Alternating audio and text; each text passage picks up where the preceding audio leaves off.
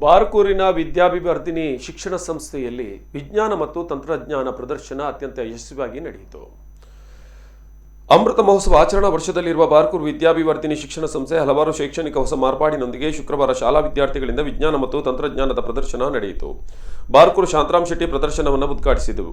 ವಿದ್ಯಾಭಿವರ್ಧಿನಿ ಶಿಕ್ಷಣ ಸಂಸ್ಥೆಯ ಅಧೀನದ ನ್ಯಾಷನಲ್ ಪದವಿ ಪೂರ್ವ ಕಾಲೇಜಿನ ಪಿಯು ವಿದ್ಯಾರ್ಥಿಗಳ ಮತ್ತು ಪ್ರೌಢಶಾಲಾ ವೃತ್ತಿ ಶಿಕ್ಷಣ ವಿಜ್ಞಾನ ಪ್ರಯೋಗಾಲಯ, ಕಂಪ್ಯೂಟರ್ ಪ್ರಯೋಗಾಲಯ, ವಿಜ್ಞಾನ ಮಾದರಿ, ಆಂಗ್ಲ ಮಾಧ್ಯಮ ಶಾಲೆ ವಿದ್ಯಾರ್ಥಿಗಳ ವಸ್ತುಗಳ ಪ್ರದರ್ಶನ ಇದರಲ್ಲಿ ಒಳಗೊಂಡಿತ್ತು. ನ್ಯಾಷನಲ್ ಕೈಗಾರಿಕಾ ತರಬೇತಿ ಕೇಂದ್ರದಿಂದ ವಿದ್ಯುತ್ ಚಾಲಿತ ವಾಹನ, ಫಿಟ್ಟರ್, ಆಟೋಮೊಬೈಲ್, ಎಲೆಕ್ಟ್ರಾನಿಕ್ಸ್, ವೆಲ್ಡ್ ವಿಭಾಗದಿಂದ ಕೂಡ ನಾನಾ ಪ್ರದರ್ಶನಗಳು ಏರ್ಪಾಡಾಗಿದ್ದವು.